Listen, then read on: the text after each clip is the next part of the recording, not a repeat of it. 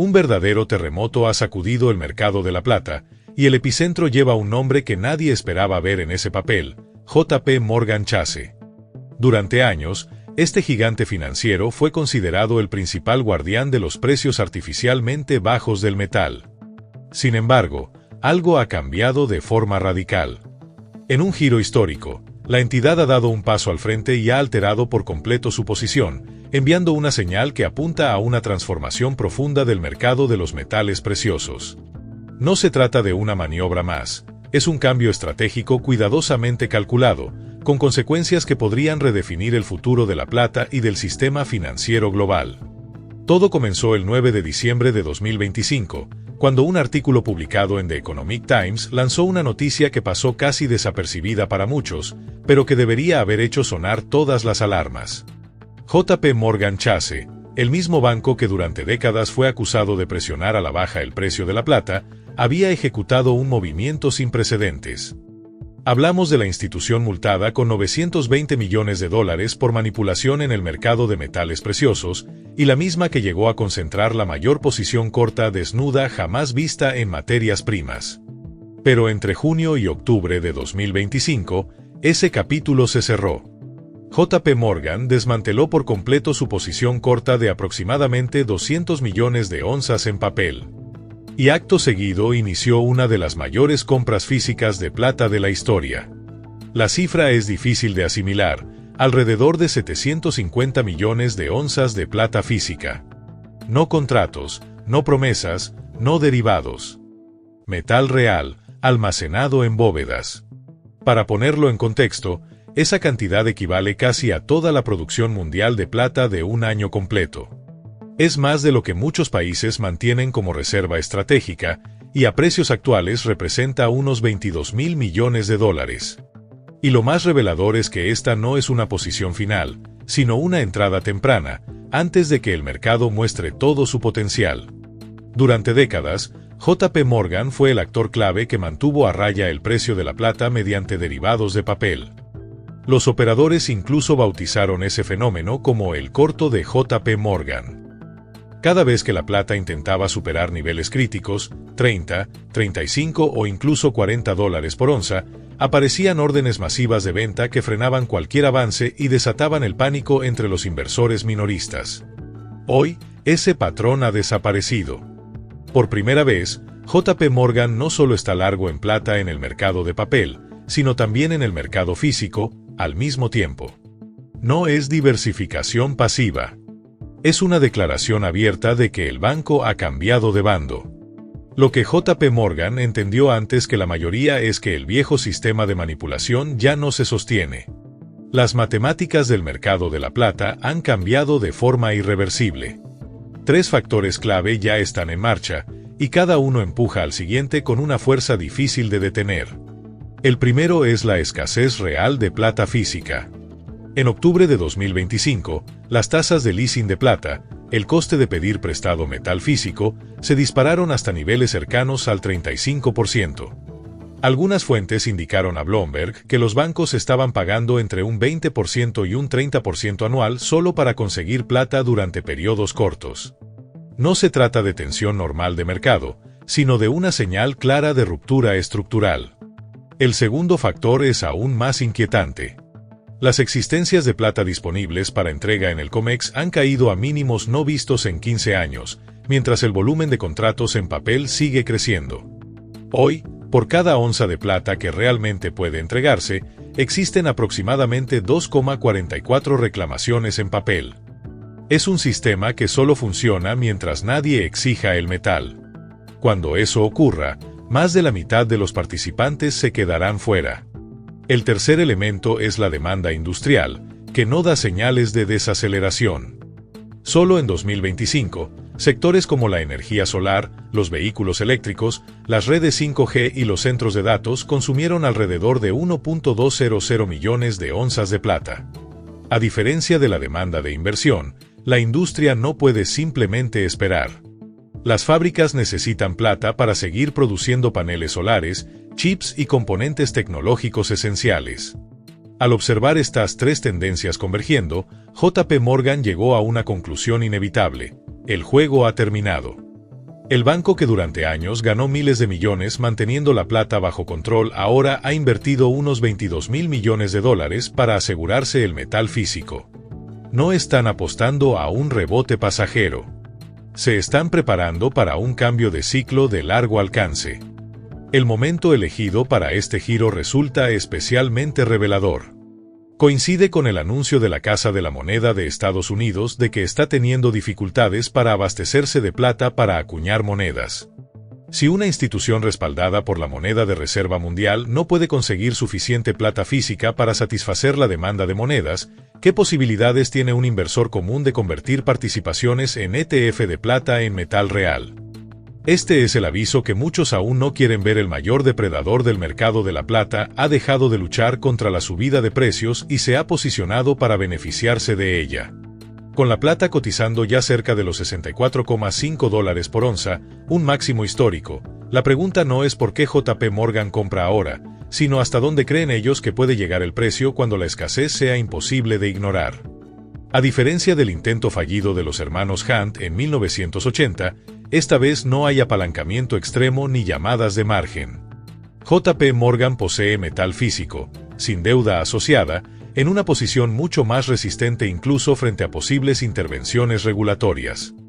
El mercado de la plata ha cambiado de forma estructural, y el banco se ha colocado en una posición privilegiada antes de que la mayoría entienda lo que está ocurriendo. Esto no es el final de la historia. Es el comienzo. La verdadera cuestión ahora no es si la plata seguirá subiendo, sino si el mercado sabrá interpretar a tiempo el mensaje que JP Morgan acaba de enviar.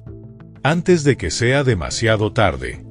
Cuando se habla de JP Morgan Chase, una entidad asentada sobre casi $4 billones en activos y conectada a cada gran arteria financiera del planeta, no se está hablando de un actor que opere bajo las mismas reglas que el inversor minorista. Este tipo de institución no espera validaciones televisivas ni calcula entradas al centavo. Su ventaja real está en decidir hacia dónde fluye la liquidez. Puede hacer llamadas que otros no pueden, pagar primas que nadie más se atreve a ofrecer y cerrar acuerdos fuera de mercado que retiran metal físico de inventarios que, oficialmente, se describen como inaccesibles. Ese comportamiento no encaja con una simple cobertura defensiva ni con una gestión prudente de balances. Es la huella clara de una entidad cuyos modelos internos ya no proyectan simple volatilidad, sino un cambio estructural en el precio. JP Morgan no buscaba exposición al precio de la plata. Buscaba control físico. Quería posesión directa, la mayor cantidad posible de metal real, asegurada antes de que la revalorización se vuelva evidente y las primas se disparen fuera de control. Los críticos recurren casi automáticamente al ejemplo de los hermanos Hunt. La narrativa es conocida, la plata sube con fuerza, los reguladores intervienen y el intento de control termina en desastre. A primera vista, el paralelismo parece razonable. Pero en términos estructurales, ambas situaciones son radicalmente distintas, y esas diferencias son las que determinan cómo puede desarrollarse este desenlace. Nelson Bunker Hunt y William Herbert Hunt acumularon cerca de 200 millones de onzas, en gran parte mediante contratos de futuros altamente apalancados. Controlaban enormes volúmenes de plata en papel muy por encima de su capital real. Cuando el precio alcanzó los $50 en enero de 1980, las reglas cambiaron de golpe. Los márgenes se dispararon, los límites de posición se reescribieron de la noche a la mañana y la llamada regla 7 de la plata congeló nuevas posiciones largas mientras los cortos seguían operando.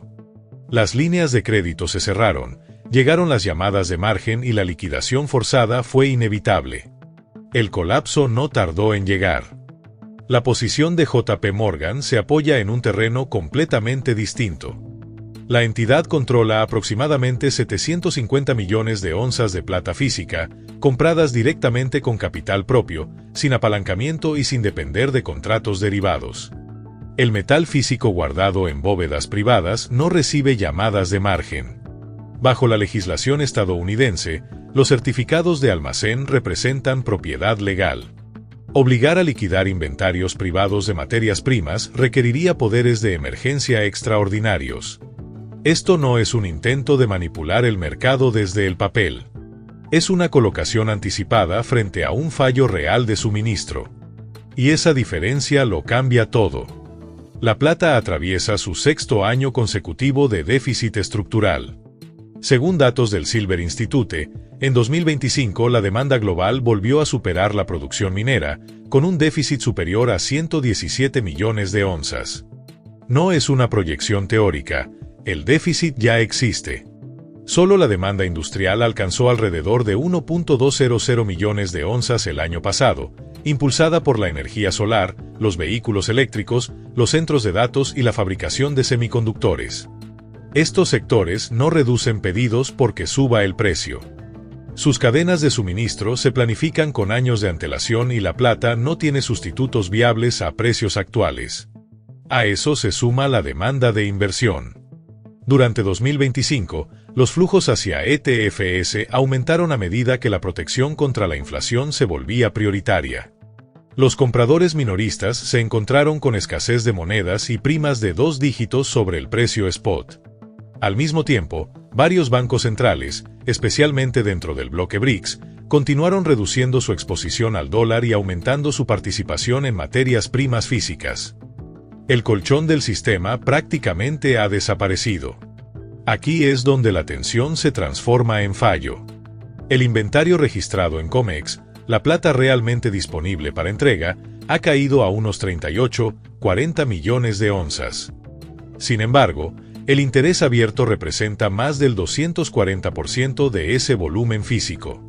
En términos simples, si solo 4 de cada 10 tenedores de contratos exigieran entrega en lugar de liquidación en efectivo, COMEX no podría cumplir.